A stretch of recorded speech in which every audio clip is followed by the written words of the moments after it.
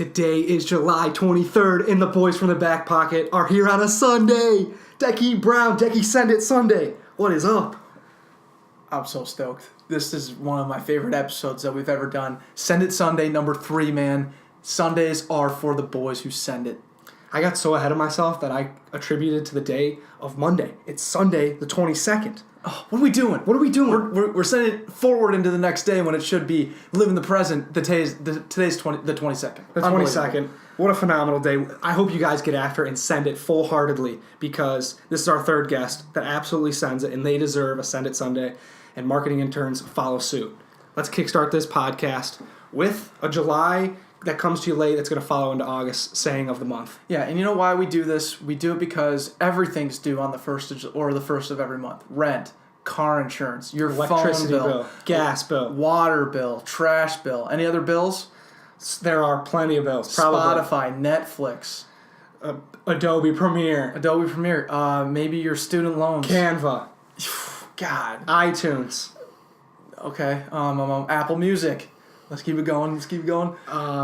Chipotle monthly fee. Your Sam's Club. Your Sam's Club membership. Mm-hmm. Put it this way. Costco. Put it this way. There's too many memberships that you guys all get locked into through life. And what we're trying to do is, give you a friendly reminder of what actually matters 20 days later. Granted, it's 22 days later, but we're still holding to it. We're in the 20s. We're always going to give it to you at an average day.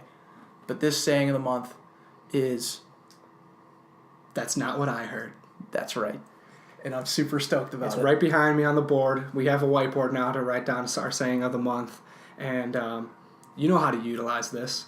When someone says something that is just, pretty far-fetched or just not factual, the Backpocket is here to give you a saying that will always come through.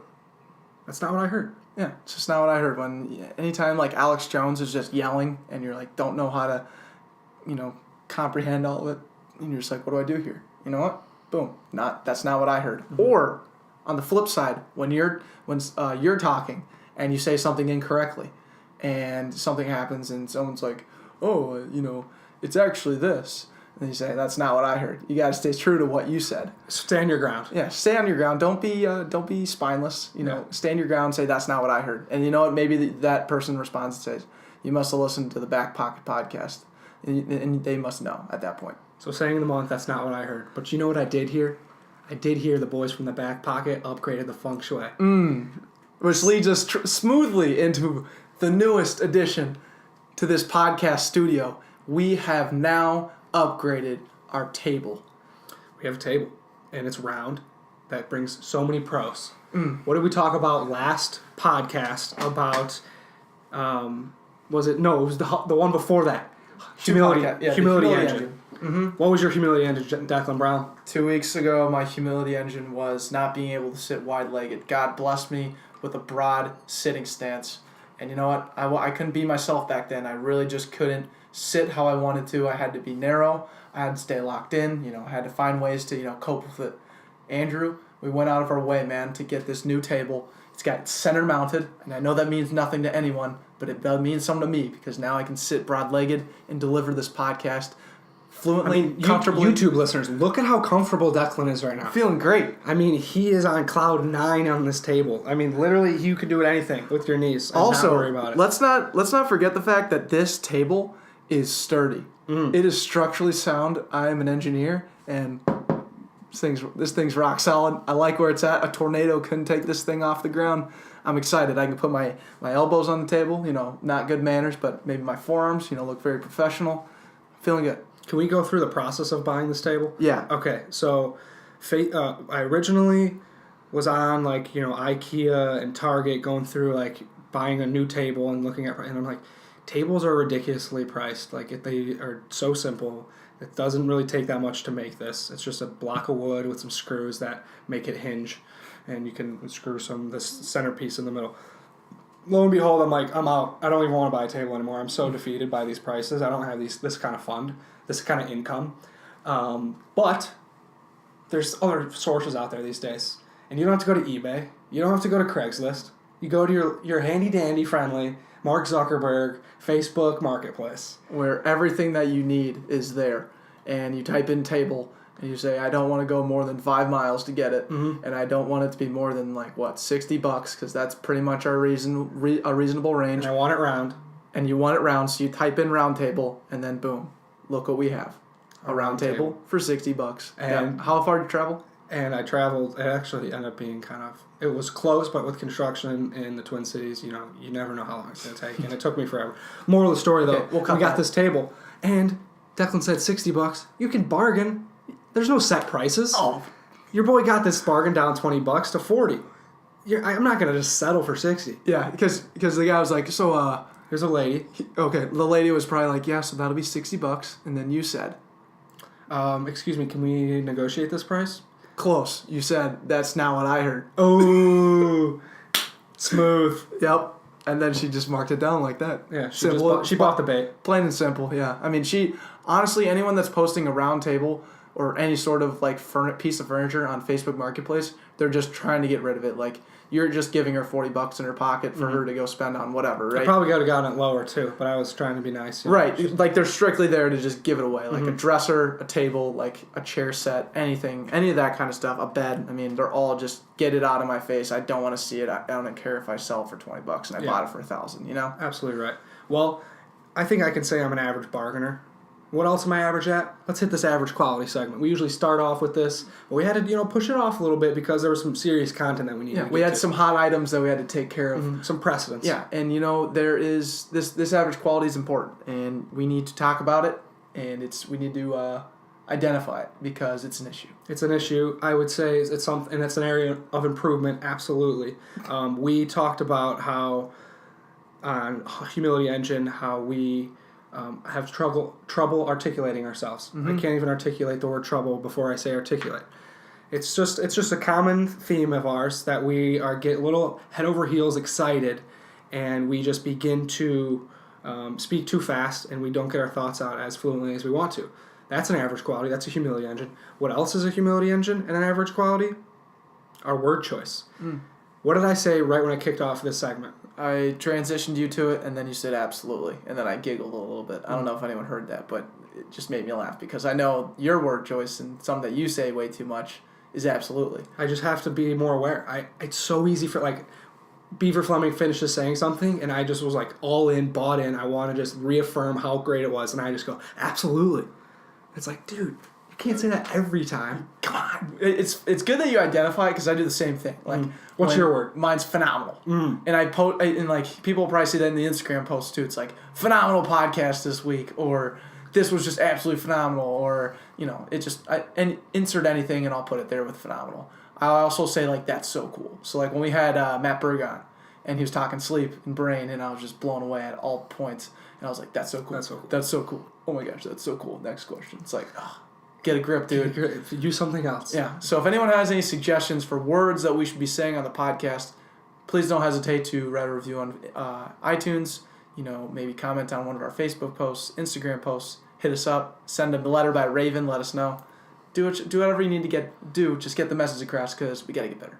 We absolutely have to get better. And one area of improvement that we had this week was a whirlwind of emotions that we had occur to us this past Monday night. So, as you guys have all seen, Podcast 58 did not go as planned. We had to cut the interview due to professional interest. Had to be, it just had to be removed.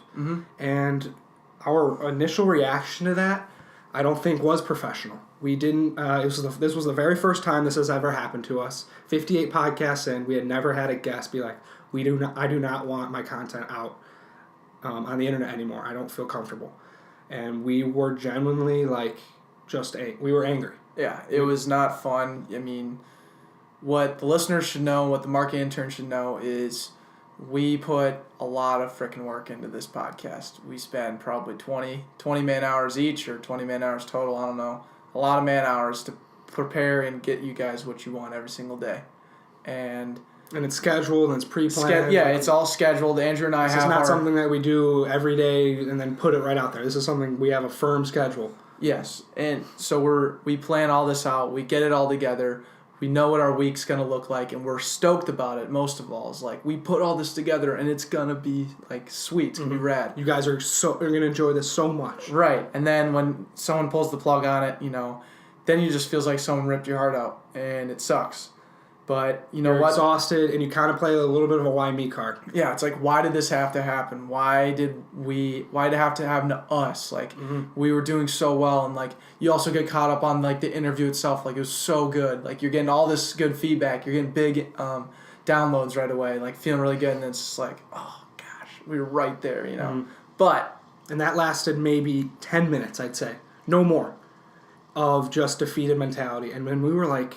We preach this message on our podcast so consistently. We preach a message of figuring it out, adjust and go. Just like that type of mentality of, okay, yeah, something went wrong, but are you just going to sulk and complain about it? No. There needs to be a movement towards your goal. You need to figure it out and move forward. And I believe after those 10 minutes of like the why me card, we cut that cord immediately and said, let's move forward because we can't let this affect our game. This is a business. This is not anything personal. This was out of a professional decision, and we had to just act like a business and attack. Re-engage and attack. What did we say when this happened 10 minutes in? Good. You got your podcast cut down to 30 minutes, and the interview got pulled? Good. You don't get as much content, have to repost 4 or 5 different Instagram posts for the week because you planned all this out, but it's not going to work out? Good. So many opportunities to grow. So many opportunities to learn what went wrong and how can we move forward. Now we know to ask our guests, hey, are you comfortable with the content we put out after this? We have a sweet audience. Your name will be one of the top searched in the Google engine. When you type in blank name and the Backpocket or just blank name, it's there. It'll be, your name will come up with be associated with the Backpocket. It'll be on the internet. Yeah, not to brag, we have a good SEO. We can't do nothing about that. So we know what to do now. We were leveraging positivity in a way that could put us in a direction back on track. Yeah, and I think if you're going to spend all your time and energy towards something, it should be figuring out what's next and how can I come out of this positive? How can we make this something good? Andrew and I are now a victim to having a podcast being pulled and being embarrassed and having to pull something that's not good. You know what? But that makes us we can leverage that. We can learn from it. Like you had said, all those things are great, but we can also be positive about it. We can look at every single aspect, every single step positively and spend all our energy towards that. Because if we don't do that, then we're spending energy on sulking, on feeling bad for ourselves, and then not getting our work done, not getting the stuff that needed to push us to that next level, to push us to that next post. That's where it all comes down to right there is specifically the energy right there towards the positivity, and that positivity leverages into production. Are you going to be a victim or are you going to be a victor? Ooh. And we played the victim card, and for 10 minutes, and then we were like, this is not acceptable. This was not personal. Why are we taking it personal? We need to be a victor in this situation. And I think we did just that. You went to bed because you had to get up super early. I didn't have to get up that early, so I was like, I'm going to stay up another... And I was telling you, just go to bed. I couldn't sleep. Tomorrow. I couldn't sleep. We got this information late. It was like 11:30 p.m. on Monday night, and due to the situations, I just could not sleep, and I wanted to get it done. So I spent the next 2 hours hammering it out, editing the whole podcast, re-uploading the new one, and then creating new content for Declan because he's super busy with the other stuff he's got going on. So I was like, I got to get him some new content. And bam, we were back on track, ready to move forward. And some of our marketing interns got to experience the interview, and I got so much feedback. Oh, yeah. From people because it was released for 24 hours. And people listened to it right away. Yeah. And I had so many texts from people saying, phenomenal podcast, bummer I had to get pulled, or why did it get pulled? I was halfway through. I was super stoked about all this content. And it was like, bummer. However, I'm hearing back this feedback right now, and it's like, sweet. People are listening. People get it. They love the content. Granted, it couldn't be shown to our marketing interns anymore, but it was a great interview. We grew from it. And so, moral of the story is, guys, marketing interns, things will go wrong in your day-to-day routine. The unexpected will happen. And do you have a plan set in place to react? What is in your back pocket when anxiety rises when stress becomes pressure, or when pressure becomes stress, what is your methodology to the madness of figuring out how to move forward? Figure out, adjust, and go. This leads us great to our interview with Beaver Fleming. He is a part of Nitro Circus, and you'll hear that story on how he got passionate about skateboarding, I should say, and how his story into Nitro Circus and where he's at now. And I'll tell you what, one of the most humble guys ever, just a great representation of figure out, adjust, and go, a great representation of positivity and leveraging positivity, all kinds of good stuff in this episode. You guys are going to love it, man. Just speaks so fluently and just has unbelievable input. Anything else, Andrew? Beaver, thank you for coming on the show. Few things that our marketing internships lock in for when he is speaking is when he talks about his injury. What is his reaction? What is his reaction to when people ask what happened? And then when he tells them what happens, what is their response and why is he irritated by that response? Lock in. He's got a lot of insight, very unexpected insight. This is why I love these interviews, because we had an extreme sport athlete on here, our third time having one, and every single time they blow us away. That's why they send it Sunday. That's why they deserve to send it Sunday. So enjoy. Born and raised in Tennessee, went pro when he was 18, joined the Nitro Circus right away. Was that at 18 years old? Yeah. 18 now years 24, 6 years later, crushing the game. Beaver Fleming. Fantastic. Too bad we didn't record that. Great. We need to just get it on, huh? All right. It was recorded. It was. Yeah. Oh, we're on? Yeah, hold on. Hey! We're live. We'll start. Can we keep it that way, or do you not want? Let's keep it that way. Okay. All right. So we're in. Yeah, we're full blown in the Game Backpocket podcast. Is this your first podcast? Yeah, I'm in the pocket right now. Mm-hmm. No, I've done a couple podcasts before, but Okay. stoked and honored. Never been on the Backpocket podcast. Yes. Put it that way. And to premise our podcast, we just want to say thank you to Josh Perry. So Josh Perry hooked us up with Beaver Fleming, and it just works out super nicely that Beaver Fleming is coming into Minneapolis, dude. He's in town for the X Games. Yeah, we're in Minneapolis. absolutely. Yeah, shout out to Josh Perry, legend, inspiration. If you don't know, no. Absolutely. He was awesome to have on. Yeah. We had really no background besides that he was a bike rider, and Declan kind of knew him a little bit when he was growing up, kind of riding. And but him on the show just was so inspirational. His story and what Yeah. he's doing now of just trying to Incredible. increase his health and Yep. mental attitude towards life, and then what happened with his brother, and you can already tell the things that he's been working on to improve already has been shown. It's been, and then the brain tumors as well. It's just an incredible story. Yeah, unreal, super inspiring, and yeah, I love it. I mean, he's on it with what he's doing, and he knows, and he's done the research, put in the work, and it's just inspiring to see, not taking what the doctors are going to tell him. He's not living a diagnosis that someone's going to tell him. He's going to go out and figure out, okay, I can overcome this and figure out how to optimize my health and beat this thing and make life epic. Live the life you want. Exactly. And speaking of living the life you want, you're doing that right now, man. You joined the Nitro Circus when you're 18. It's been 6 years since that time. You're a pro skater, coming off a recent injury, and we'll get to that in a little bit. But before we get to anything, dude, the Backpocket tradition question. All right. What is your average quality? My average quality. Yes. Like something I'm just... So we like to frame it as something you do well sometimes, and sometimes you struggle at it. And at the end of the day, you're just wildly average at this quality. At this quality. Mm-hmm. Okay. Well, that's gonna be tough to think. I guess it'd be something like making my bed. You know, I try and commit to making it every morning, be diligent, but I don't always give it the most intention of making sure I do a great job with it. I'll do a good job, but not a great job. Yep. And usually I find that when I travel, I start to slack. You know, because it's like, oh, it's a different bed, it's not the same. It's not my bed. Yeah, you know. The cleaning ladies will make it for me. Right, you know, but I want to get that diligence. Like, sometimes I'll be on it and it'll be like a perfect week of just you're a champion, but sometimes I'll just be like, you know, but I want to, you know, that's a quality I'm constantly working to develop. And it's like one of those things that it kind of checks me. Like, I even when I skimp on it, I know, and it kind of doesn't frame my day up the same. You know, it's like I'm shooting myself in the foot. Honestly. Yeah, it's like the first thing you can do when you wake up is you can accomplish something right away without even any really physical activity or mental activity. You just pull your sheets out Yep. and straighten them out a little bit. And I love the idea of that. I've listened to a couple guys talk about why it's so important and why the military does it, and the number one reason is task completion. Mm-hmm. You start your day by finishing what you started. You start to make your bed, you finish it well. And so that's where it's just one of those things. And I mean, you know how it is. Some days you just get up different, but Yep. I suck at it, but last year for Lent, I gave up something, I can't remember, but I always give up something and do something. Yeah. I did my bed for 40 days straight. Come on. And then I thought it was just going to be a habit, and I think like day 41, I was just...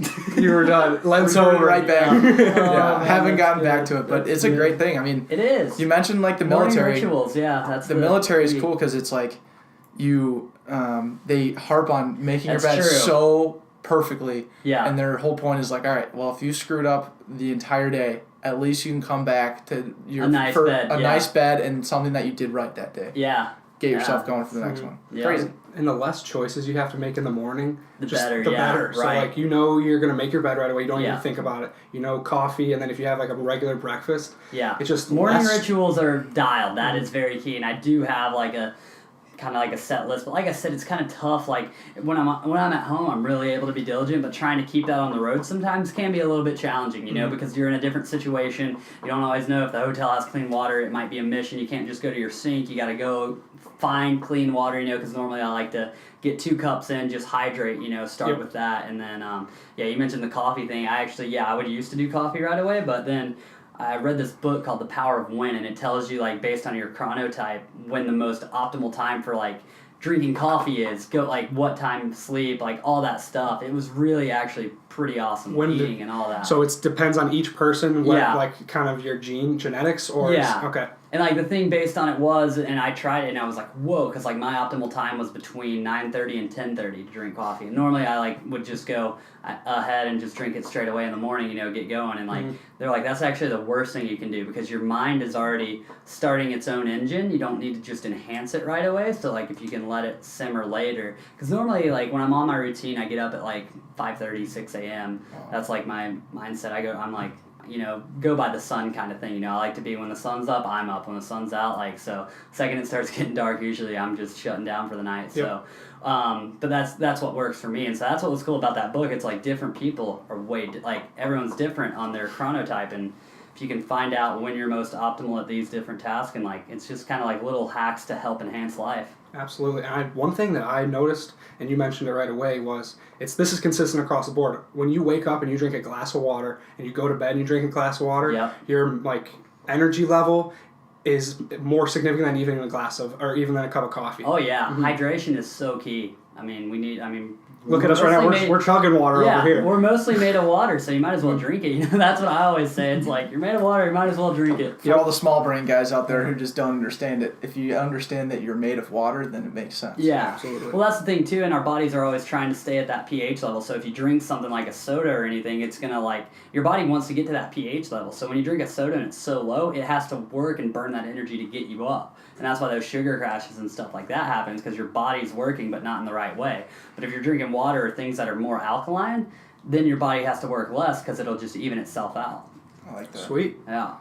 So, we'll get into your path to skateboarding in a second. Okay. I wanted to ask you, where did you get the name Beaver? The name Beaver. Oh, that's a great story. It's a great name. It's a great name. I'm very thankful for that name. It's awesome. My teachers weren't too hyped on it in middle school, actually. My friends would get in trouble for calling me Beaver. Really? Yeah, I grew up in the South, and literally my friends would get sent to the principal's office for calling me Beaver. Why and is my that? parents had to fight it and be like, no, we call him Beaver here and at church, and that's his name. We call him Beaver. So deal with it. Basically, they told the teachers that, which was awesome. My parents were rad.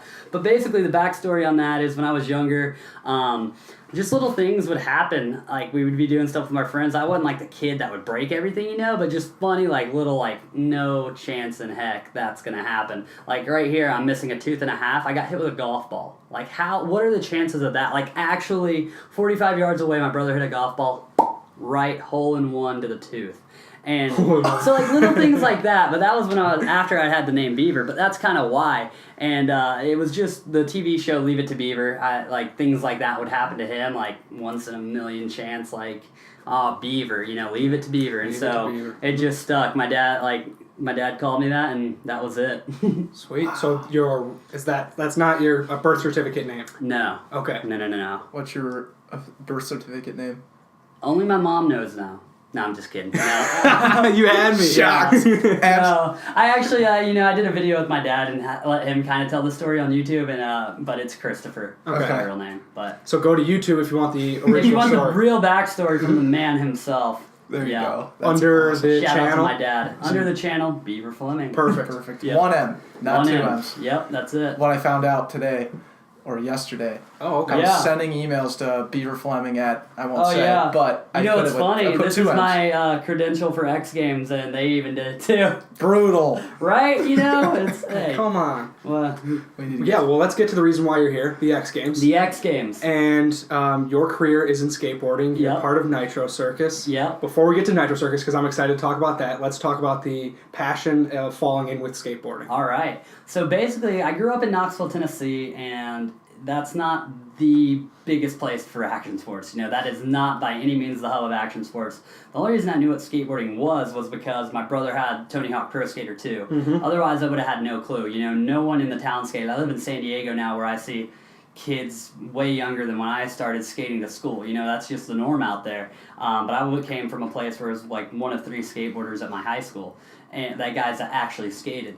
And so basically, just really, the second I saw my brother playing that game, I was like, man, that looks incredible. And my favorite part, I like would make him not skip the intro because I just wanted to see the guy skate like on the video. And then he wouldn't let me play, but I would just watch him play for hours and hours. And then one day he was gone, so I got to play, and I'm like, I wonder if skating's this much fun. Like, I'm having a blast with this game. Like, I wonder if skating's this much fun. Remember, he had a board from Christmas one year or something, and just took it out in the street and instantly was hooked, and basically been skating ever since. Absolutely fell in love with it. I played other sports at the time, and just, you know, the whole team vibe I never really got along with. You know, I like being responsible for my own actions kind of thing, you know, like not having to rely on a team for a great outcome, you know, or just being able to do something but be all in on just, it's me. It's me out there, like an individual sport. I just kind of like that mentality of it. It was different. That was one of the things I love too, and so I love all action sports just because they're so different. I thought it was rad, like what people can do on a bicycle. Like, I love, and I'll be watching every single BMX event and the motocross and stuff just because it's different and it's rad, and just seeing these guys actually push the limits. And not only that, I mean, risking their lives as well. There's just something pretty admirable about that, you know. And these guys are not millionaires by any means. You know, I'm having conversations with some of these guys, and it's like, you know, we look at these NFL and MLB players, and they're making millions of dollars, but these guys are just literally like all out of passion and love for the sport. Like, there's no more than that, and that's just kind of what makes it super rad. So thankfully I fell in love with it at a young age. My parents, once they understood, like, okay, he actually likes this and it's keeping him out of trouble, like he's staying focused, you know, I got super blessed. We didn't have a real skate park, so they built me a ramp in the backyard, an 8-foot ramp. I would go to Camp Woodward, which is like the action sports mecca.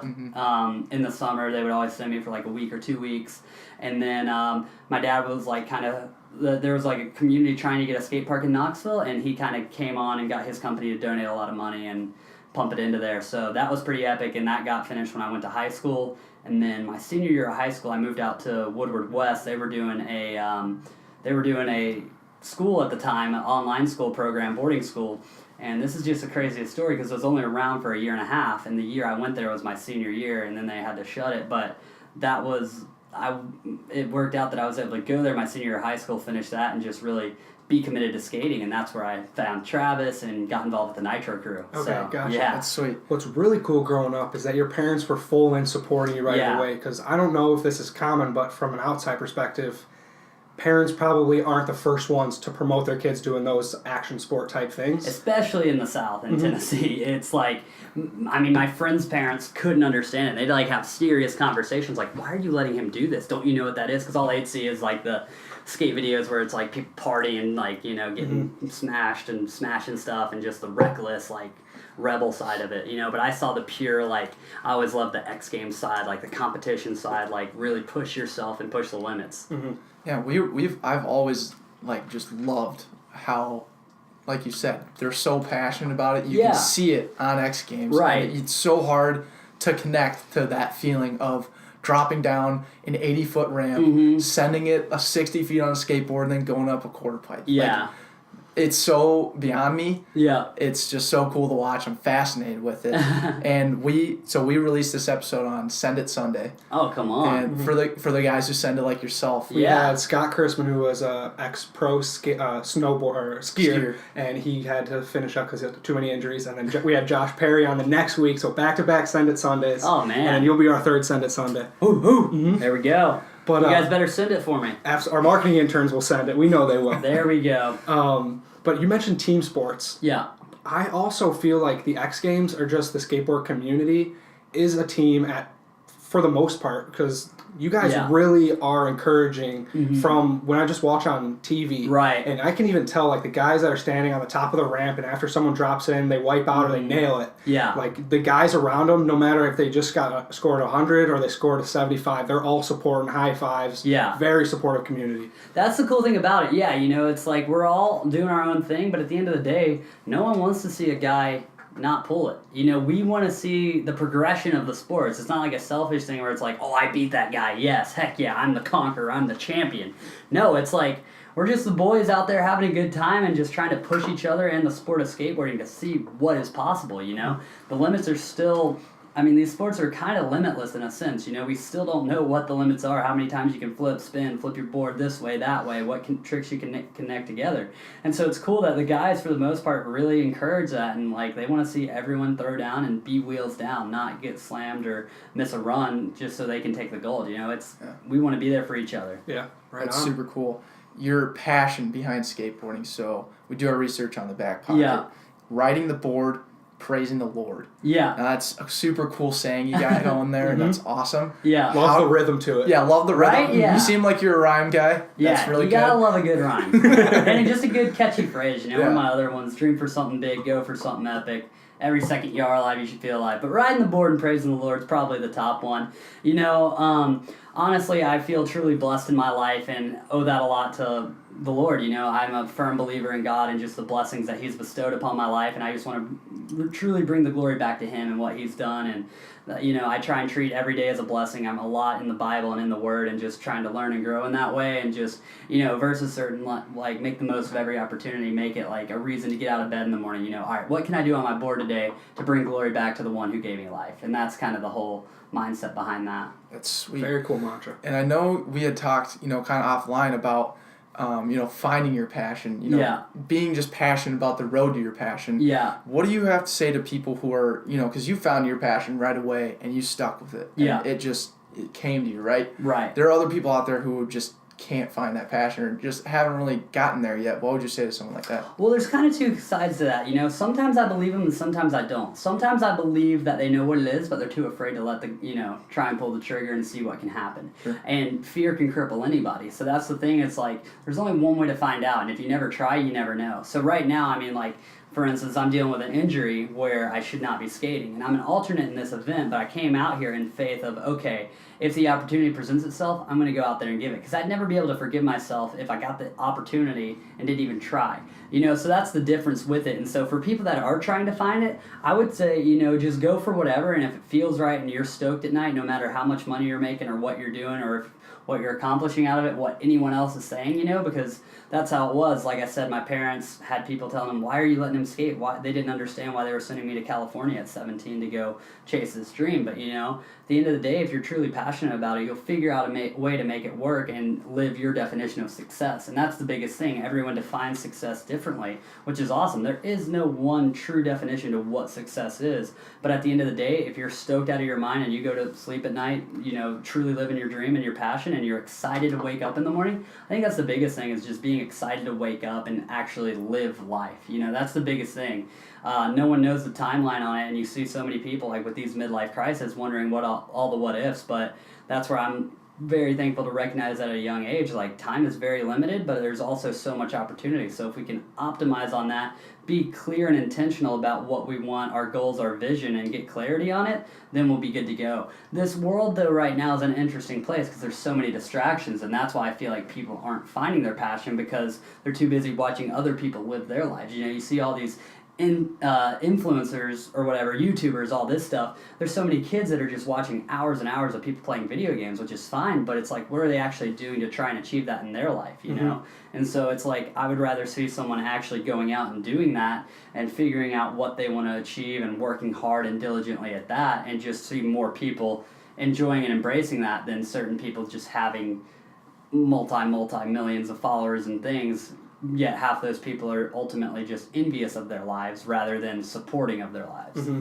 That's so much to unpack. But that was an awesome tangent. Yeah, I'm sorry about that. It just was flown out. Yeah, so absolutely. Thank you. with it. A few things that you mentioned there. So, influencers. Yeah. We feel like every person has that innate ability inside them to influence, whether it's just their personal motivation or they can create an environment that helps other people push to their passions. Yeah. And I feel like what you said speaks perfectly to hopefully one of our marketing interns hears that and they're influenced by it. Yeah. Because really on this show, what we're trying to do is unlock how they can get to that point. Yeah. Where they find their passions, where they feel like they can be themselves, but at the same time, they're doing something successfully. Yeah. And there's a lot to be said when there is fear in your life. Yeah. But at the same time, the fear of failure prohibits a lot of where you want to go. And we are in an industry right now, podcasting, that's kind of unfamiliar. Yeah. It is kind of saturated a little bit. There are probably 5,000 to X some number out there. But we're trying to make it out here in this difficult industry that really is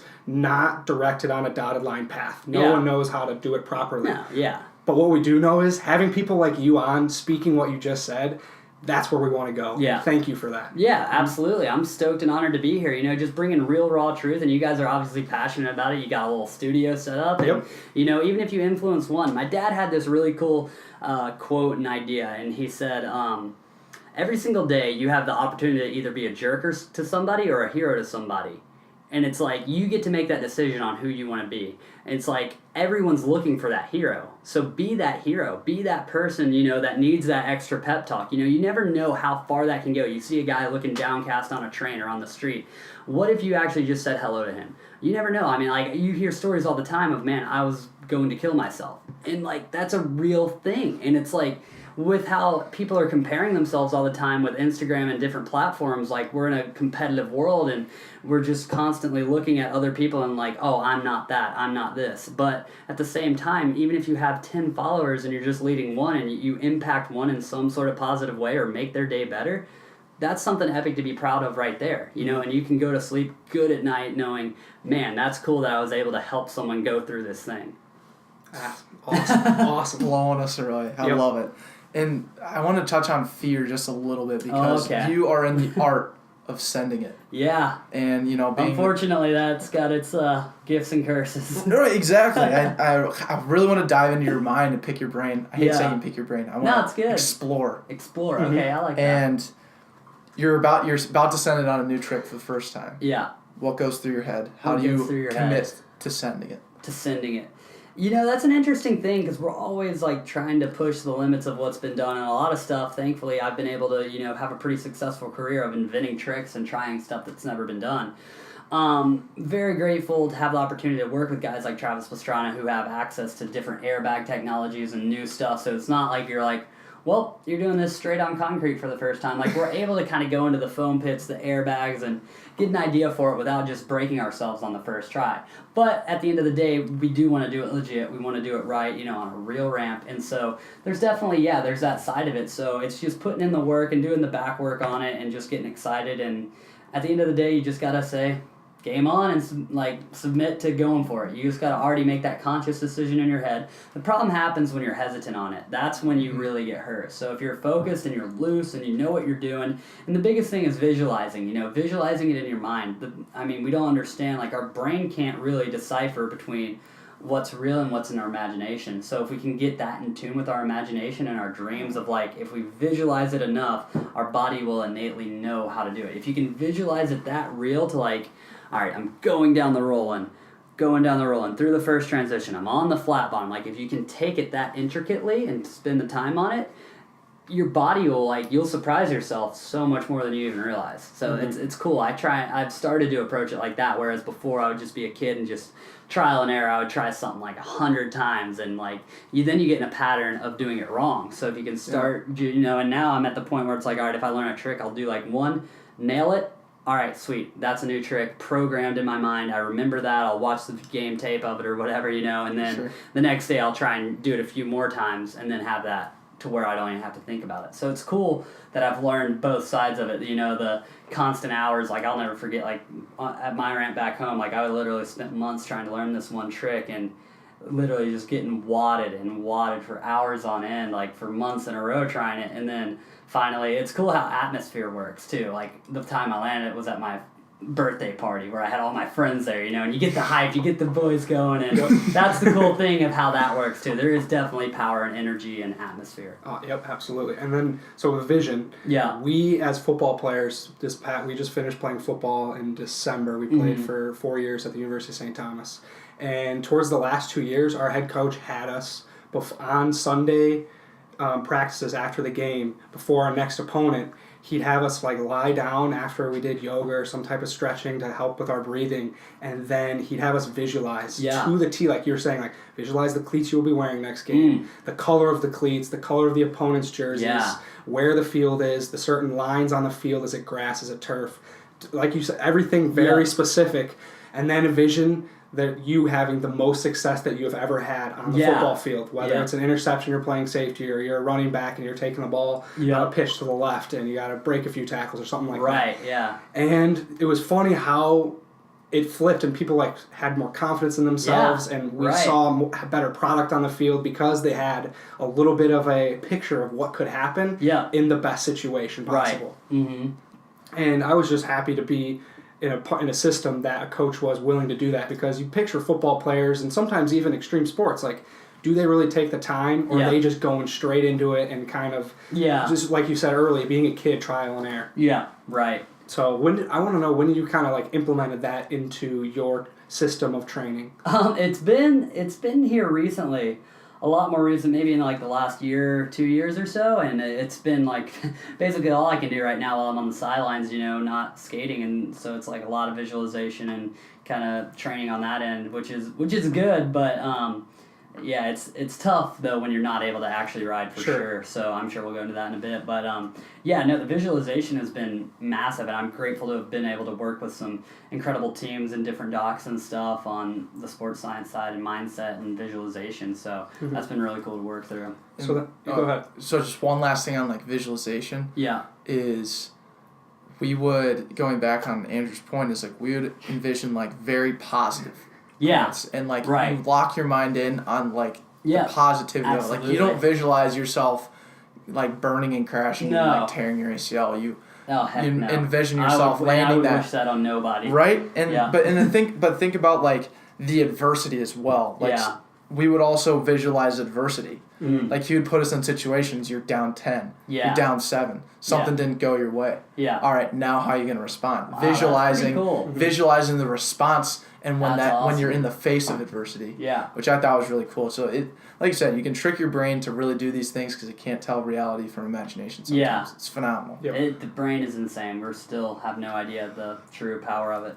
That's cool. No one knows. And I don't think we ever will, but we'll build on it for sure. Figure it out. And average quality, this world's average quality right now. Is the knowledge of the brain. Man, it's crazy. But one thing you do know is you need trust in yourself, whether you're in an extreme sport or whether you're just in a day-to-day routine of being in the business world or being a doctor. You need to trust what your experience has led you. You need to trust the knowledge you've gained. I want to know how that process has been with you. When did you feel like you had the most trust in yourself, and maybe a situation you didn't?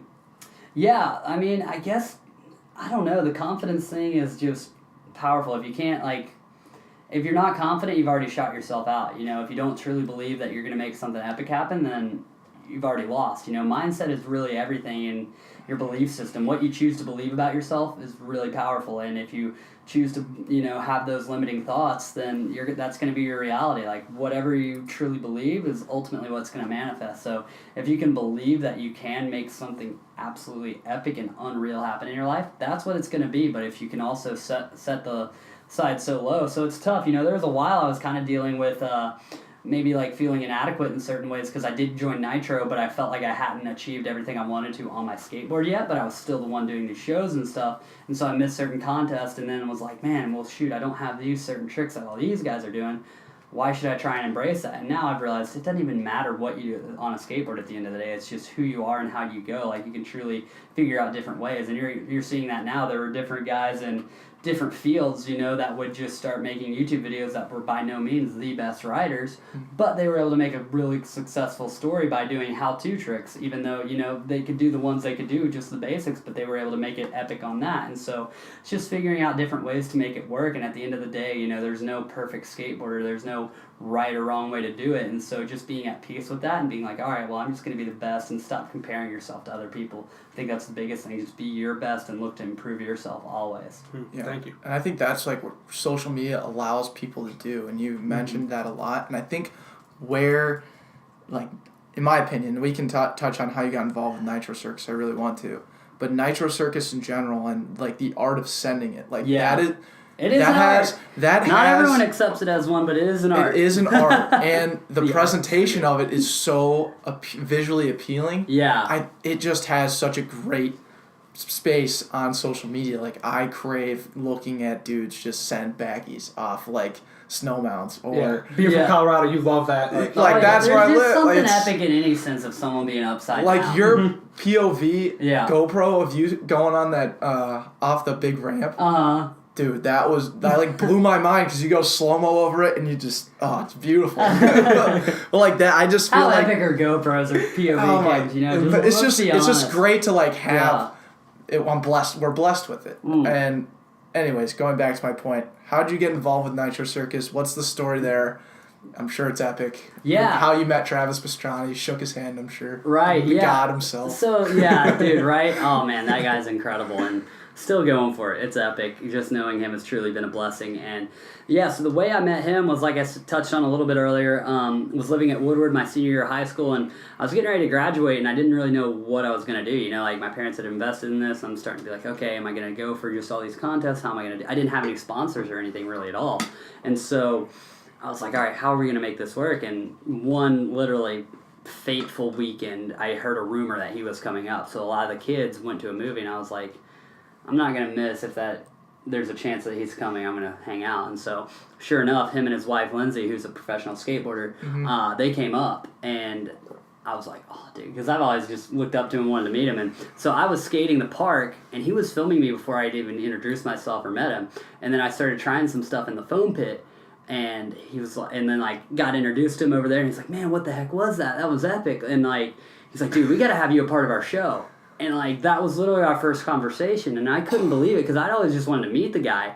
And then he gave me his email, and then a week later, like, I'm like, I had to realize, okay, I got to graduate early because I got to go to Australia for this tour. So I had to finish my online courses in April. I was going to Australia in May, and so it was just, it was incredible and, like, bigger than anything I could ask or imagine, you know, and just following that story through has just been amazing. You know, it's had its ups and downs, though. I mean, everyone sees, obviously, like, the cool, epic side of it, but also, I mean, tour life's not easy, you know, having a home base or stuff like that and just constantly be on your body. Like, there's both sides to it, but at the end of the day, man, anytime you get a chance to be on a skateboard, and that's what I've recognized through the injury I'm dealing with now, it's a great day and such a blessing. So, and just try and treat it as that has been really awesome. Absolutely. Yeah. So, the Nitro Circus started with you just... Travis was inside the building and you were just throwing a trick to kind of impress him, or were you just kind of just practicing and he saw you practicing? I was just cruising and I had ideas for some of this stuff, and I knew some of the ramps weren't quite right, and I knew what they kind of had, so I was like, I wonder what he'll think of this, and so would throw it, obviously, and then, yeah, he was like, man, that's awesome, we want to have you a part of our show. Very cool. Yeah. That is so sick. And people always talk about, like, luck being presented, and I want to say that position that you were in is a great example of how luck is not really incorporated into how you can end up making it. It's you decided not to go to the movie. Yeah. It wasn't luck that decided that. That was you saying, hey, I'm just going to It's that preparation meets opportunity thing. You know, you see an opportunity, you capitalize on it from all the prep work you've done in the past. Yep. So that's awesome. Great story for that. God, and you're freaking stoked as an 18-year-old, not knowing what he's going to do one day, like when he graduates. to graduating early to going to Australia, and then 6 years later you're still in Nitro Circus, sending and having a blast. No, it's truly been incredible, and getting to grow and be a part of that has been unreal. Yeah, well, I guess one thing we probably should do, actually, is just give a background of Nitro Circus. Okay, We've talked about it so much already, but, like, for the marketing interns, the average guys out there who maybe didn't get involved in action sports like us. Yeah. What's it all about? So Nitro Circus is basically, now it's a collective of just the best of the best in action sports. We do live shows all around the world. We just signed a residency show in Las Vegas. And also we do different content, so... Last week, Travis did a tribute to Evel Knievel, did 3 of Evel Knievel's biggest jumps, and then we also do different TV shows and movie. We just had a movie come out, Action Figures 2, which is insane. So it's all kinds of different stuff. There's now a clothing brand and all this different stuff as well. They just started getting like bikes made up so kids can kind of get their nitro bikes and get involved. It's really cool, and it's cool because there's an opportunity literally for anyone to be a part of it if they're willing to push the limits and do something that's never been done. That's what they're looking for. That's what, at the end of the day, that's what all those guys are, just someone passionate about their sport looking to figure out a way to progress it in a way that's awesome. So it started as a TV show with Travis, or DVDs, honestly. He was just filming in his backyard with his buddies and just getting into all sorts of nonsense, seeing what could be done on a tricycle to a shifter cart to, the dirt bikes, obviously, and it's grown ever since. It's been really awesome, and I watched it as a kid all the time thinking it was the most epic thing ever, and they never had skating in it, and so I never even thought that as an opportunity or possibility for me. So when it manifested into that, I was like, man, this is pretty rad. So are you guys traveling all together, or is it kind of like sectors going to different points at different times? It kind of depends, Sometimes they've had overlapping tours, and then certain tours would be a little bit smaller or not the big ramps, so it's kind of flipped in and out, but for the most part, there's like the main crew of guys that are on most of the tour, so they've kind of simmered it down to that and just making sure we do the best show rather than multiple shows that Absolutely. are making the most out of it. How many guys are kind of in the core group? About 35 total. There's BMX, motocross. Me and Lindsay are the only skaters really, which is kind of cool. And then there's the contraption guys, so guys on the big wheels, tricycles, the shopping cart, like all that kind of nonsense, lounge chairs. So yeah, that's so nuts. Yeah, I was curious. That was gonna be my next question of like who is on what are the different varieties, but that answers that question perfectly. Yeah. Mm-hmm. So how has Travis? Because Travis runs the whole show, right? I mean, how has he been as a leader, and how has he impacted your mentality, and you mentally? Man, it's been incredible just being able to know him, and just obviously the success he's had in his sport of freestyle motocross, pushing the limits, first ever double backflip and all the other stuff, and still inventing. I mean, you just did a double backflip 360. No one else was willing to step up, and he's like, all right, this trick needs to be done. I know it can be done, and he went and made it happen. So, it's been cool just getting to know him, and he's always had my back. He'll look out for me, and even through the injury process, like I'm able to look to him for wisdom because he's been there more than anybody on these things, and he's like, dude, you'll be back, buddy, don't worry about it, just be strong, be diligent, and so it's just cool to do that and just know that it's very awesome that I'm able to call him at any time and know he'll be there and be supportive of whatever it is, and he's helped me a lot with other stuff, like figuring out certain ramps to do certain things and make stuff happen. So it's cool. Yeah, absolutely. And then it's support system at the highest level goes a long way, and hearing that Travis is kind of doing that it's definitely that's the coolest thing. I mean, his house is an open door for the most part. Like if you're someone that like wants to send it and is respectful and wants to be there and actually push it and you're passionate, like he'll pretty much let anyone come out and try something. It's really cool and kind of unheard of. A lot of guys, I'm sure in like the NFL, Tom Brady's not opening his door for someone to come and learn from him, but Trav's like, all right, who wants to hit these ramps? And that's the thing is like no one wanted to do that, so he was like, all right, well, it needs to be done, I'm going to do it. Yeah. And that's cool that he's got that mentality too. Like the top freestylers were there and they were like, oh, no, you have fun, buddy. So it's just cool, like either way, like he just wants to see progression happen. And that was where like the triple backflip was really cool because Josh Sheehan was capable of doing it, and Trav put the money in to get those ramps funded and done, and he was able to make it happen. Trav wanted to do it a long time ago, but it just didn't work out. But Sheehan was able to, and it worked out. He's got that open door and willing to let anyone go for it. That's awesome. And so you mentioned it's you and Lindsay as the only skaters in Nitro Circus. So you're really at the helm. You're the CEO of the skating brand of Nitro Circus. It's pretty cool. Put it that way. Yeah. How do you want to progress skateboarding? So if I told you in like 10 years, what would you want skateboarding to be? I don't know. I just love the idea that there's limitless possibilities of what you can do on it. So I've always taken the approach of just I find inspiration from the moto and BMX guys on some of the stuff that I do. I like doing the flips and spins and stuff like that. So it's been really cool, and I would just like to see, what's more possible in that realm of going more straight up and down. Whereas the mega ramp, it's like 80 feet in distance. You can only do so much. The ramps are very flat and mellow, but I like the steep stuff to try and see, all right, can we get more flips and spins happening? So that's been so like a big air competition, but more so in like just one big jump that sends you really high. Yeah, exactly. Like just a massive step up and see what could be done on that. So yeah, and then at the end of the day too, I love skateboarding, so I'll still every now and then go out and skate, a handrail or something and skate some stairs. It's fun. That's the cool thing too, is you can literally skate anything and have a good time. Yeah, that's phenomenal. I love that. One thing that you mentioned with Travis, and it's kind of led you in your own career, is the failure, and then you're like, all right, how am I going to fix it? Yeah. So most recently, you had an injury. Yeah. This is the torn ACL?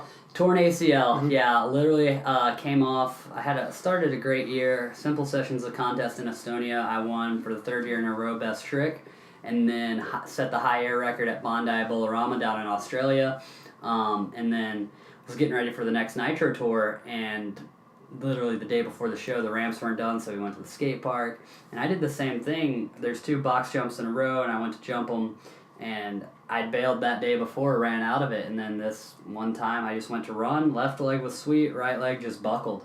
And yeah, at first, the crazy thing too was I didn't even think anything was really wrong.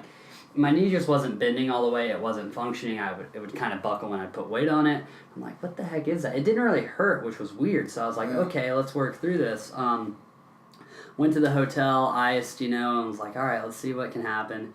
And they're all asking, are you gonna be able to skate? And I'm like, I don't really know. I'd like to. Obviously, I want to send it. And then was talking, they're like, well, we don't want it to buckle on you when you go down, but I don't think it's too bad. Maybe you sit this show out, and then next week we'll have you back. And so I took the week, and they're like, just try and get your mobility back in it. So I went to the physios twice that week, and then was probably stupid, but I was road biking around. I was trying to do what leg exercise I could. I went for a jog on the beach. I was trying to put my heel in the sand and drag it back just to get that mobility there. And that's probably where we got the MRI, and I did a great job on it. So I had a blown ACL. Meniscus was a root tear, so off the bone, the meniscus was ripped out of the bone, and then the MCL was blown out, and there was just, it was not a good thing. So I had to ship back to the States on a plane, and it's been quite the road of adversity, but surgery went great. Everything's locked in there solid. But I'm at that 3-month point, so I'm here at X Games, and I'm here as an alternate. I haven't really skated at all. Obviously, I've still got quite a ways to go on it, but I'm here just because of the opportunity. I don't want to miss out on that as the alternate, so it's not worth me going and pushing it right now. But I did test the ramp out yesterday, just the landing and the quarter pipe, and from not skating for 4 months since the initial injury, 3 months post-op, but 4 since being off my board, I landed my first air on it probably 5 feet out, which for me mentally that was a huge one, because I haven't been on my board, and I'm like, man, am I going to be able to come back? But the fact that the first try I did worked out, I'm just mentally that's a load off, It's okay, my body remembers how to do this. I can make it work. I didn't even have to bail my first one, and it was a 28-foot ramp. I've never been so scared of just going down the landing side of it, And so I'm and then I just kept doing a lot of those and was talking with the docs and stuff, and they were telling me the risk of it, and then I was like, all right, well, I don't have an official spot in the contest, so it's probably best to not go. If they say game on, then obviously I would try and do the whole gap and do everything, because that's what we're here for. There's not that many events. There's no events really for mega ramp, so I want to be here and make it happen. So yeah, but it's been quite the journey, learning and growing in so many different ways through it. And the cool part has been just really documenting the journey as well. I feel like a lot of athletes try and go into hiding of it, but I feel like the best thing I can do is shine the light on it and be like, look, this is what we're going through. It's a struggle, but we're working through it and making it happen. So I've been trying to be diligent about posting that, recovery updates and stuff like that, and just seeing the fruit of that through messages from people man, you going through this is really inspiring me and helping me keep the faith in certain areas of my life. You're so psyched even when going through this. It's been really cool. And one part of that recovery process that we did our research and realized we thought was super inspirational, and you're probably receiving feedback with it, is the painkiller-free treatment process. Yeah. Can you tell me a little bit about how and why you went about it like this? Yeah, I mean, I've looked up to guys like Laird Hamilton, who's all about, like, he didn't even, like, get the anesthesia for his hip replacement and stuff like that. I'm like, man, that's awesome. Like, what the heck? And, like, then as I was doing research on it and stuff, too, like, just the opioid crisis is kind of crazy right now. People just getting addicted to these things because doctors are telling them they need it. But ultimately, also, the biggest thing was our body is the most natural healer as well. And oxygen and blood are huge into that as well. But if there's no pain in the knee, the body doesn't know it needs to go send those cells to attack what's wrong there. So by having more pain in that area, which the first week was brutal, I'm not going to lie, but my body knew it needed to go there and heal that area. Had I done the pain block and taken the painkillers, it would make the recovery process that much longer just because the blood wouldn't get there in time, or nor would it. And so that's been the biggest thing. And that was kind of my mindset into it, and also to help people that are kind of going through it that feel like, oh, no matter what, like, I feel like, I don't know, this might sound harsh, but I feel like here in America we've gotten very numb to a lot of stuff, and we don't want to feel any pain at all, like even like, you know, stubbing a toe.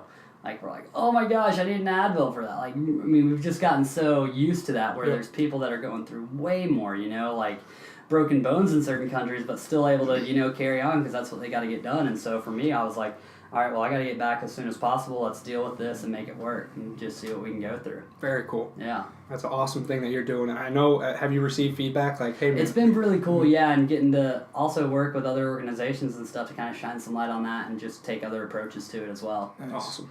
I think it comes, or it means a ton, coming from someone who risks their life every day, you know? Like someone who could easily fall over and break their arm and, you know, have to go through that actual pain. So that's sick that you're doing that. It's inspiring for sure.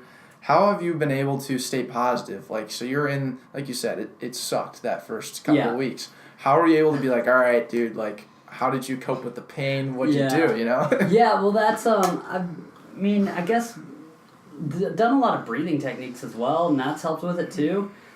Studied a lot of that stuff, like the Wim Hof stuff like that. Yep, and I read his book, The Iceman. Oh, I haven't read his book, but just doing, like, I mean, he has the app, so I've been doing those breathing techniques, and that, it's crazy how much that helps with pain and stuff as well, and just trying to get your mind off it as much as you can, doing other stuff, and then also nutrition and stuff is really good with that as well. So it's just trying to trick your mind as well as just know, like, okay, and know it's going to get better. Like, that's the biggest thing, too. Like, no, you're dealing with this, but it is going to get better, and just believing that enough to letting the current pain not outweigh the joy that's going to be when you're back riding your board. And so just stay focused on that, and then just have great teams around me. I've worked with a lot of different great doctors. Dr. Sean Drake, I got to give a shout out to him because he basically took me in, and I was living with him for, like, the first month after the injury. Wow. And he was just looking after me left and right, and so that was awesome. We had this machine called the Mark Pro, which is like a muscle stimulation, because anytime they do surgery, your whole muscle system gets shut down because they're cutting right into the tissue. So we had that right on my quad and my calf and hamstring, just trying to get the muscle back as soon as possible. So we literally had he had a unit and I had a unit. We had 2 units pumping on there. He had a cold laser. We were literally doing everything we could to just get that thing firing again and also get the inflammation and the pain out of it too. So that helped tremendously with the pain to cope with all that. And then just on the nutrition side as well, I was doing like the ketosis diet for a bit during that just to also rid the inflammation. And so it's been good. Nice. Awesome. Yeah, I think Josh was mentioning something along those lines of the recovery process and what you just mentioned. But transitioning towards kind of like the back end of our show and questions that we asked every single one of our guests. Yeah. This question is... Wait, we're going to ask him about the Olympics? I was going to... Yeah, Olympics. Sure. All right. Skating's coming to the Olympics, right? Skateboarding is in the Olympics in 2020? Yep. You going to send it? I mean, I wouldn't forgive myself if I didn't try, so yeah, absolutely. We're going to make it happen. I know they're doing park and street. I haven't been on my street game as much, so I will be going for park. Trying to see what that looks like. So right now on the men recovering, and then next year I think they'll be doing some qualifying events, so figuring out what that looks like. That's awesome. Perfect. Well, all right. Back to what we were saying. Yeah. Addressing that. Yep. So this question is, what is in your back pocket? And we frame it in a way that when anxiety rises and pressure becomes stress, this is what your method is to overcome these type of things. I would have to say definitely in my back pocket, it's just always relying on faith and trusting God, like just truly believing and getting into prayer. So I really hadn't experienced anxiety or panic attacks, but there was a few times during this injury I did for sure. And just had to go straight into prayer and get into that and getting into the Word and just trusting in faith. Faith is the certainty of things hoped for and like what is unseen, just being certain of what is unseen. And so it's like, it's unseen right now that I'll be back and going after it, but I just have to have the faith that that's what will be, and so it's like, even if you can't, you have to see it in your mind and believe it in your mind before you'll see it. With anything, whoever created this phone right here, they had to see it in their mind. Steve Jobs saw it in his mind, and then it was created in real life. So just having that faith and knowing that it's going to work out and that all things work to the good of those who love him, that's been a verse I've held on to, and just knowing that, trying to honor and love him through all that I do, and that it'll all work out at the end of the day. And I think the biggest thing I realized a few weeks after I was like kind of getting in a dark place of like, man, why'd this happen to me? I was like, I get to go through this, like this is an opportunity I get to go through. Like, of course I would tear my ACL because I get to overcome this and not let it hold me back. I have the opportunity to have that story of like, yeah, this wasn't a career ender for me. I was able to figure out a way to make it, a setback for a setup. And that's what I'm just trying to stay true to and believe in more than anything. And I'm seeing the fruit of that right now. I haven't been on my board, and first time on a mega ramp, feeling comfortable as I can, even with a torn ACL. Like healed ACL now. And that's been the funny thing too, is like anytime anyone asks, oh, how's the leg? Is that your bad leg? I'm like, no, it's my good leg. It's my healing leg. That's a fun thing too. Just being conscious of my words I'm speaking. That's been the hardest part for me. And I haven't done a video on it, but I want to. It's like the first thing. Here we go. Yeah, this is where I'm actually addressing it. The first thing anyone says, they're like, "Oh, what happened? Oh, I tore my ACL. That sucks." The first words out of everyone's mouth, and I'm like, like don't say that. Like, yeah, it's not optimal maybe, but I don't want that to be my reality. That it sucks. I want the reality to be, it's an opportunity to get to grow and learn in different ways and explore other ways and overcome this. Not be in a place where, yeah, it sucks. Oh, man, I'm going to be bummed out now. I don't want to live that life. That's not who I want to be. Like, I'd rather be happy than sad. So I'm going to choose to be psyched out of it and figure out an opportunity somewhere in there. That's awesome. Having that in your back pocket is phenomenal. I know our marketing interns can definitely take something away with that. But we asked that question because every person does it differently. Right. And hearing how you do it will definitely, like we said, we want to influence our audience, and that was hell of an answer. Definitely hope that helps people out. Like, don't let your situation control, allow you to make the conscious decision and be like, yeah, even if this isn't exactly what you wanted, that you figure out a way to overcome it and make it rad. It's possible. I love that it's like you're a victim to the you get that ACL victim mentality, but you can leverage that, man. Like, be a victor over it. Yeah, exactly. Crushing it, dude. So transition to the next segment.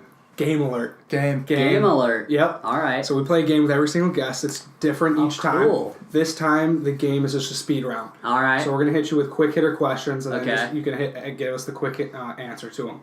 First question. One word answer, or however you want to take it, you take it. Yeah. Some of the questions will designed or maybe require a little more length. But first question is favorite skater growing up. Bucky Lassick. Nice. Yeah. Love playing with him in pro skaters. Yep, right. Yep. He's still skating. That's the crazy part. Really? Yeah, he's skater I met. Yeah, he's here. He's going to be convert tonight. So yeah. Because he's older than Tony Hawk. No, younger, but mid-40s. Okay. And he won the only other vert contest this year. Very cool. Right? Like, it's insane. Like, the longevity of the sport. Tony just put a video out, 50 tricks at 50. We don't know the limit on this, Yeah. That's the cool thing. Hell yeah. You know what's crazy too is like Bucky Lassick. How old did you say he was? Mid-40s? Mid-40s, yeah. How old do you think Travis Pastrana is? I know he's in his 40s. Nope. He's like 34, 35. Yeah. Wow. Right? He's been around forever. Well, he's like, X Games, I think was like 15 or 16 when he started. So. That'll do it. Yeah. 19, 20 years already in the game. Mm-hmm. So it's funny, people think that, but he's young. Yeah, he was in his 20s when he threw that double backflip, dude. And now he's early 20. I think he was 23. Yeah. 20. Now he's throwing doubles with a 360. Yeah. The double flat spin. Action figures too. Gotta watch it. Yeah. There's the plug. Check it out. All right. Next question. What is it like playing in the NFL? What is it like playing in the NFL? The Naked Fighting League. Oh wow! You guys did some research for real. It was an interesting time. Yeah, we're told not to speak of such things, but it was just a funny joke, like on tour. Yeah, it was. Yeah. I was watching some video. Yeah. And it was like the most awkward video that I've ever seen of you just getting hammered with brutal questions from this dude. And he brought that one up. I was like, I want to see what he's doing. I wonder if the truth comes out on our podcast. Yeah. Good That's answer. hilarious. Next question. When you were just started skating, so I don't know, 10 roughly? 10 or 11, yeah, 11? somewhere in there, yeah. What was your apparel of choice, clothing brand wise? Clothing brand wise, Billabong, because I love Bucky. Like Bucky was my favorite, and he was the first pro I met, and so like when I met him, he was wearing the Billabong. He was riding for Billabong, so I was a Quicksilver. I never was like you're skater, but the apparel that I digged was the Quicksilver. Yeah, I was Volcom. I spent way too much time at Zoomies, I feel like. That was a brutal time. I feel like just doing all these brand shout outs. Oh, yeah. My brother actually has a Volcom tattoo. I rolled No way. I swear, yeah. I did like a Volcom stone on his back. No way. Yeah. Love the brand. Yeah. Dedicated. Dedicated. That or just a long trip on the mountain. Yeah. So we got like I just go back to my middle school days of when I was just like a poser skater kid. I mean, I did skate. I 50-50'd one time. Oh, there you go. Which was just sick. But well, that's the thing, dude. It's funny. Not to go on a tangent, but there was this kid that asked me a question because I ride for Yokohama Tire. He's like, I don't get it.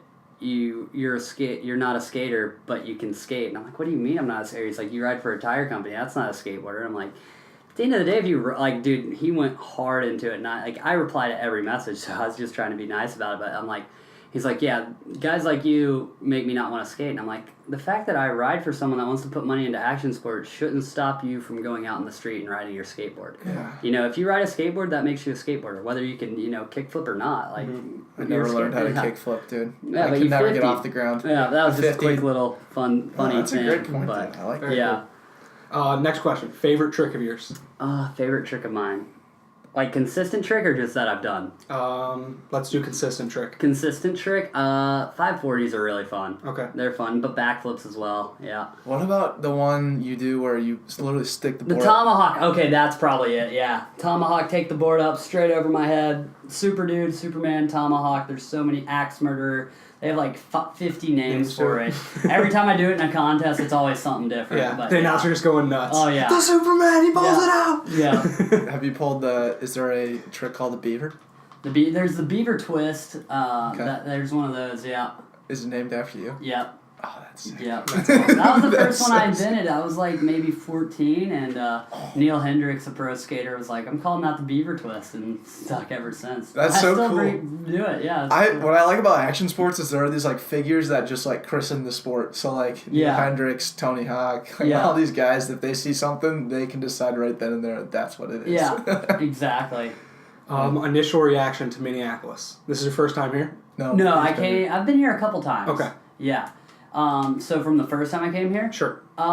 freezing. We came in the winter. It was really cold, and it was awesome though. Yeah, I love it. It's a cool city. Is this the third time that it's been X Games, or is this the second? This is the second year X Games, but I came here for a Nitro tour, and it was in the winter. But it was awesome. I'm always doing Mighty Ducks jokes here, though. Minneapolis or Minnesota Miracle Man, So we would always do that stuff. That's awesome. So it was the Metrodome, I'm assuming, that you were in? Target Center. Target Center. Yeah. Okay. And then this is just a big time upgrade. U.S. Bank. Yeah, what a stadium! That stadium You're like is a snowball. Mm-hmm. Yeah, it's technically supposed to be like a ship. It's cool because that's how X Games is supposed to be, though. All the events in one location. I know when it was in Austin, they were kind of spread out, but it's cool to see everything in there. They got the mega ramp, the BMX park, the skate park, skate street course, moto course, like all of it right there. You get one ticket, you get everything. It's cool. Right on. Okay, one more. I have another speed round, so our last one. Pitch skateboarding to someone who, doesn't know enough about it. If you're trying to get someone to be a pro skater, what would you say to them? If I was trying to get someone to be a pro skater? Or just skateboard. Just Hop on skateboard. As a hobby. What's the best thing about skateboarding? I would be like, here's this little wooden toy with 4 wheels. Go have a blast and do whatever you want with it. Love it. Because it's a toy. At the end of the day, it's a toy. It is. Little kids' bikes. They always make that joke to BMX guys. Yeah. We just ride little kids' bikes. And I'm like, that's so rad. Well, this was another little tangent, but the fingerboard. Fingerboard. Tech Even decks, smaller dude. toy. Were you a Tech Deck guy? Oh, absolutely. My brother hated them. So I'd just be sitting in the car snapping them all over, and they would not like it. I was super rad at tech decks. That's fantastic. Okay, last 2 questions. Ooh. First one being, do you have any questions for us? We love flipping the interview on its head because you came on our show. Okay. So we're curious if you have any questions for us. All right, let's see. What is the entire vision of the Backpocket podcast? You want to take this one? Man, it's a great Vision is key, as we touched on. So Andrew and I are in the midst of starting our own company, Backpocket Media LLC. And how we started this podcast from the beginning was like, we were passionate about talking into a mic and getting our content out there. Yeah. We had no idea what that content was, how we were going to do it, the format of any of it, all these different questions. But we just showed up every single week and did it. That's awesome. And it was great. Commitment. Mm-hmm. Exactly. A year and a half later, we're here. We have great content, allegedly. We have a message. We have a why. We know where we want to take That's it. it. Now we're taking that, leveraging it into a company. Yeah. Do we know what that's going to totally end up being in 5 years? No clue. Which is cool. Absolutely no clue. But I'm passionate about the message that we started with. We're passionate about the message that we're at now. Yeah. And we're excited to take it and show up every single day and find what that next step is. That's amazing. That's the the key. vision. That's the key, the day-to-day, People look at the long term, but, it's your day-to-day, what you're doing day in and day out that'll get you there. Yeah, and day in and day out, like, people don't realize how many things you're doing that are just routine, and you could title them average. That's kind of how we like to attack it. Like, what is your average quality? That's how we start it. And the importance of the average quality is just recognizing something that, everyone is really just, like you said, you're average at this, and you're making your bed, whether you're going to do it every single day or you failed at doing it, you recognize it and you're trying to grow. Yeah. We look at average quality as kind of like a failure aspect. Like, what did you fail at? I kind of want to grow. And that kind of ignites like a little relatable environment because you're in Nitro Circus. Like, how can I even connect to this person? Someone doing this something this successful. But you just mentioned, like, making your bed. That's something that you think about every single day. That's something every person thinks about. Yeah. So just trying to communicate a message that's relatable, and, again, how we've just been harping on the point. We want to influence people, whether they can figure out a golden nugget in this, from something that you said, something that we said, or something that they hear from somewhere else and they want to come on the show and be an influencer. Absolutely. So we're trying to figure out our niche market. Awesome. But again, it's just being passionate about figuring it out. That's it, man. Yeah, and just getting out there and getting after it. Like you said, like, okay, we could plan this whole thing or we could just start. And you guys just started, and that's admirable, When you know the product's perfect, you've started too late. So that's cool. So then the final question. Yep. Simple question, yet sometimes people take it a little too intensely. If you want to, you can. Okay. What did you learn today from the time that you woke up to right now when we're recording the show? What did I learn today? Yes. Did you make your bed today? I did. Okay. So you That's woke a up. win. Not great, but I did. You did. You made it. You I'm on averaged an it. air mattress at a buddy's house. Okay. So there's only so much you can do there. The fact that you made an air bed, like you made your bed and it was an air mattress, congrats. Yeah. That's big time. All right, I feel great now. So you woke up, you made your bed, you're here. I learned to really just be at peace with being here and in the moment. It's hard for me being the competitive mindset of wanting to go full throttle and full send mode on the mega, even though I know my body's not where it needs to be. So to recognize and just be at peace with just being here and being supportive to the other skaters and adding value that way, I think that's what I've learned from this trip, and a lot today of just growing in that and not harping up on the woulda, shoulda, couldas of like what's happened, but just being okay with the process and biting the bullet of, all right, let's make this recovery, be committed to this recovery fully rather than try and get a little antsy and be out longer. And so submitting to that and just recognizing how incredible of an opportunity it is to still be able to be invited even when I'm not 100% and just be able to have value to the guys. Everyone's stoked that I'm out here still, and I'm able to continue to help the other guys and help support the other skaters, which is cool as well. It's like football players or other athletes will just kind of take it the other way and just, all right, I'm not going to even show up to the games or something, I'm hurt, so I'm just going to go bury myself for now, and I'll come back when I'm a champion. It's like, I'd rather be there and be supportive and just help show I'm passionate still about skateboarding, not just my skateboarding, but skateboarding.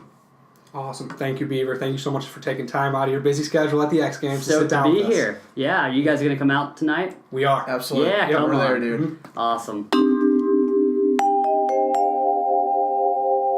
Thank you, Beaver. Hell of a story. Hell of a name. Hell of a guest. When I wrote down like, how did you get the name Beaver? I had no intentions going in there. I didn't know that was his story behind it. I also had no idea how he got into Nitro Circus, and just that's hilarious. Good for him, man. He's got an unbelievable life. He's 6 years in Nitro Circus. He's 24 years old and recovering from a nasty injury. Gnarly. I loved his lingo too. Said rat a lot. Mm-hmm. Just totally genuine about it. So stoked. How about when he is asked what happens what happened to him with the injury, and he's like, I tore my ACL. And what does most people say to him back? That sucks. And he's like, what? Why? And Yeah. I'm like, when I was sitting there, I was like, yeah, that sucks. I don't know That's if you exactly what I was said thinking. it. Okay. Yeah. That's what I don't know if I said it, but I was thinking that. Sure. And then he hammered home how he thinks that is wrong way to go about it.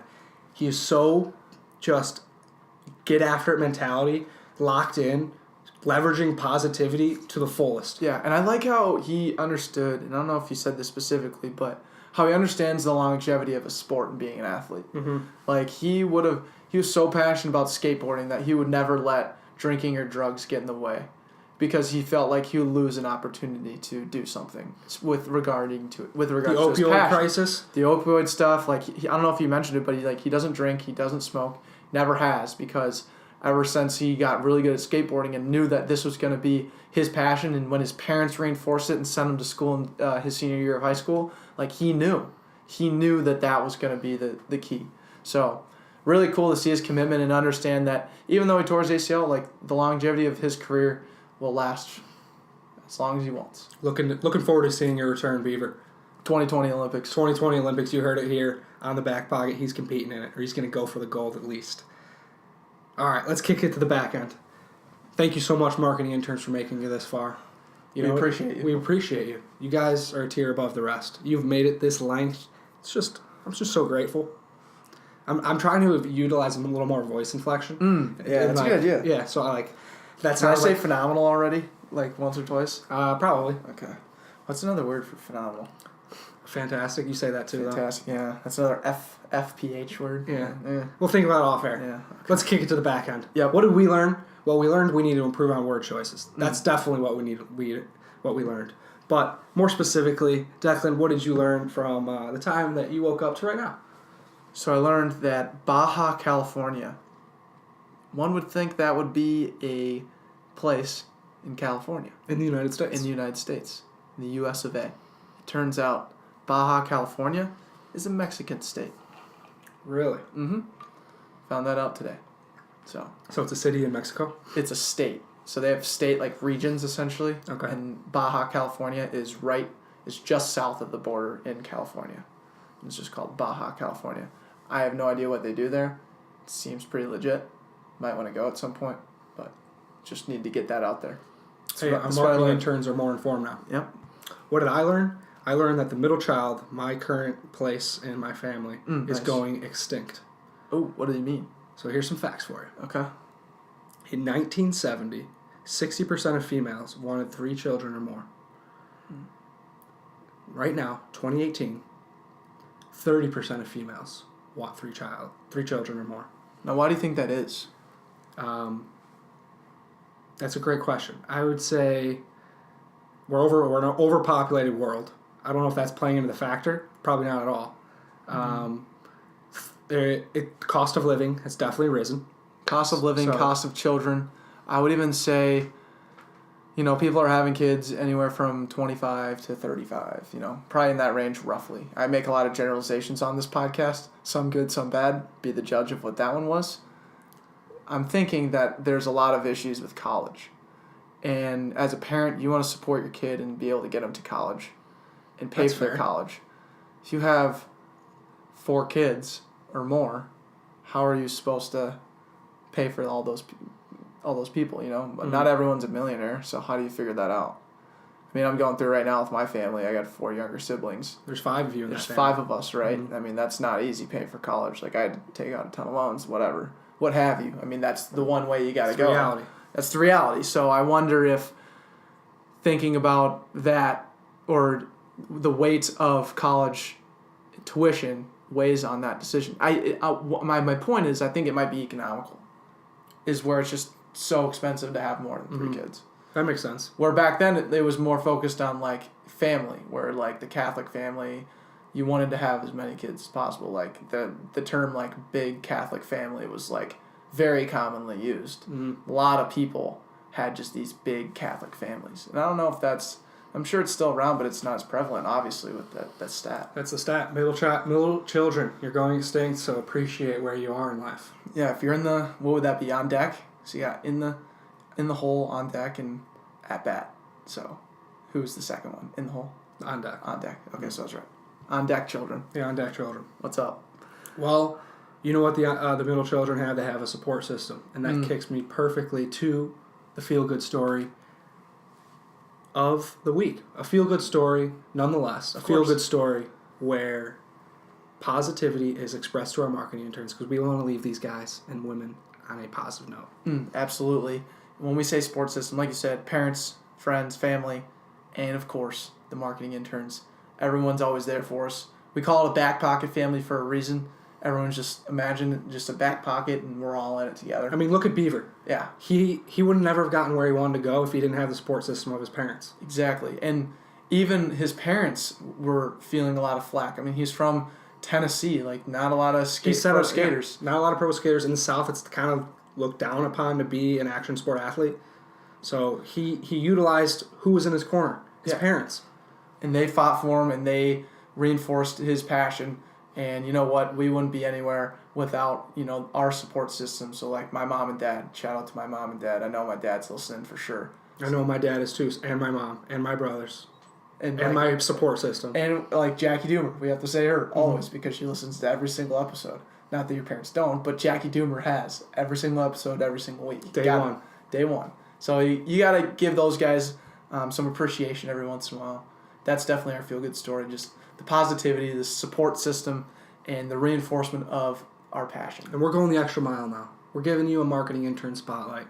So if you guys want to come on our show, email us, thebackpocketpodcast@gmail.com, or DM us. Declan, what else should they do? They should send a Raven, maybe even a messenger to just run to our house.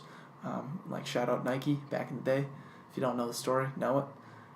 Any kind of communication, any way you can get to us, we want you on the show. We want you on the show. We genuinely want to talk to people and connect. Even if you don't know us, don't feel weird. We love talking to you. It's not hard for us because to we start love you guys. Yeah. We don't get paid to do a podcast, but we definitely know how to start a conversation and not make things awkward. That's pretty much what I'm going to say here. So, live free and prosper. Rely on the ones who support you. Follow your passion. Let's get after it this week. Have a good Sunday night. Enjoy your Monday, Tuesday, Wednesday, all the way throughout the week. Take care. Take care.